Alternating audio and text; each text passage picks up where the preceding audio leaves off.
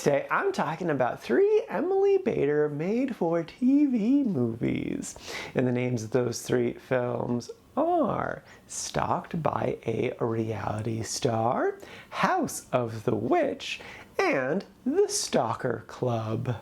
First up is Stalked by a Reality Star. This is a 2018 Lifetime Channel movie, and the basic premise is Emily plays this 17-year-old girl who lies a lot to her mom because she's dealing with the complex emotions of her dad passing away 2 years prior. Well, one day an extraordinary thing happens where she meets this reality TV star that she loves, but unfortunately he is a giant creep and then proceeds to harass, stalk, and assault her throughout the rest of the film. Unfortunately though, because of her history of lying, her mom does not believe her. Now, I'll be honest, I went into this with pretty low expectations. That's a very silly premise. It's a Lifetime Channel movie, but hot damn did I enjoy this film. It is so fun. Now, what's important to note about this film is that it is a melodrama. It is hardcore that. So really that just means it is a very over-the-top soap opera-esque drama. It's silly and absurd, but because I got sucked into it, I was just along for the ride. And I think the reason it works is a lot of things. Firstly, I definitely think Emily does a great job in the leading role. She's very likable and charismatic, and it's easy to put yourself in her shoes and empathize with her. Because like we know all of this bad stuff is happening, so despite being gaslit and lied to constantly, we're frustrated along with her. We can really easily feel those same emotions. But then also the movie does a really good job of building the tension. Like the first assault scene is pretty early on, and Emily, even before it's happening, recognizes all of the red flags and she wants to get the hell out of there. But she is also powerless in this situation as just a tiny little child going up against this millionaire celebrity. So like it's very realistic there too. And then just as the film goes on, it continues to build all of the tension and the drama every single act, but it also isn't trying to lie to you. Like it's not making you doubt reality. So something bad will happen to Emily, she'll then go tell people about it, they won't believe her, the reality star will be there being like, what are you talking about? I didn't do anything. And then like the next scene, he'll be there being like, haha, totally got away with it. And so like it gives you that thing of like, you're feeling crazy, but then it tells you that you're not crazy repeatedly. So there's just this kind of catharsis. Then man, that third act, that very end of the movie is just so good. It reaches like such a crazy level, but I was so there for it. The only criticism I really have of the movie is kind of twofold. One is it is overly bright. It reminds me a lot of student films I worked on in college. It's very par for the course with Lifetime Channel movies, but it could look a lot more cinematic. Secondly, a big key element of this film is that Emily has a history of lying and having these really absurd lies, and they very briefly touch on it, but there needed to be a bigger moment. We needed to see that more. We needed to really understand her mom's perspective with Emily's history of lying as to why the mom is not believing any of this crazy stuff. I can understand where the mom's coming from, but it needed to be a bit more concrete. But those are honestly pretty minor complaints. This movie is such a wild ride. I would without a doubt recommend it. Just know that it is a melodrama, it is over the top, it is ridiculous, but as long as you can accept the ride for what it is, you are gonna have such a fun time with this film. It is well worth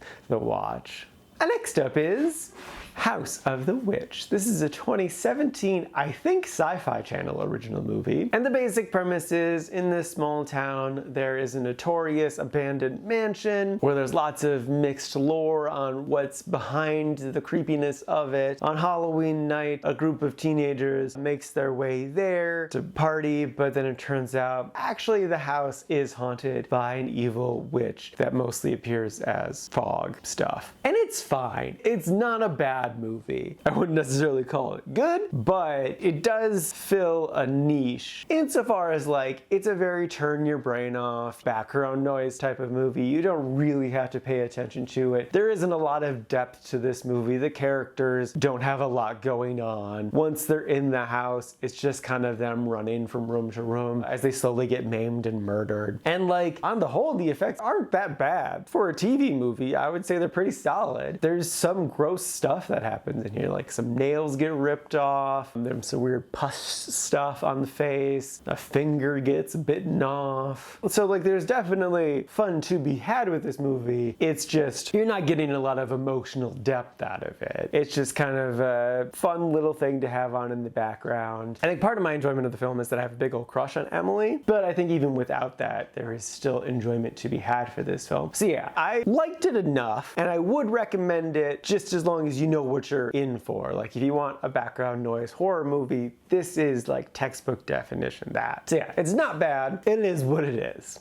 And lastly is The Stalker Club. This is a 2017 film, and hot damn is it bad. It is so filled with cliches and tropes and just awful acting and awful filmmaking. The dialogue is atrocious. The premise is dumb. Everything about it is just working against it. When I chose the theme of 3 TV movies, I kind of assumed all 3 of them were going to be like this. Thank goodness they weren't, but man, this was not a good film. The basic premise is this group of high schoolers get a random text message one day asking them to join the Stalker Club. They do. The point of it is one of them is assigned the role of stalker, who's then supposed to stalk their friends, and it's a game somehow. Like there's a thing about removing their mask or something. I don't know. It was so dumb. It was so terrible. The whole reason I watched it is just for Emily Bader, and she is only in the opening scene, very akin to Scream, to the point of it felt just like it was ripping off Scream. I would really compare the whole thing to a student film with a surprising amount of budget. Like it definitely looks and feels exactly like a student film, but they somehow have like double what you would expect from something like this. So yeah, no, I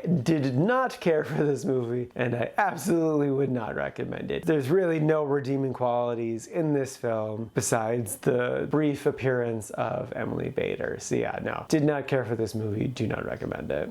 Alrighty, now for today's rankings. First up, we got Stalked by a Reality Star sitting at number 17 in the quite like section on the upper half of it. It's so good. And then after that is House of the Witch sitting at number 33 in the like section, right at the bottom of it. And then bringing up the rear, rightfully so, is The Stalker Club sitting at number 48 in the didn't like section. And this is out of a total of 48 old movies so far this year.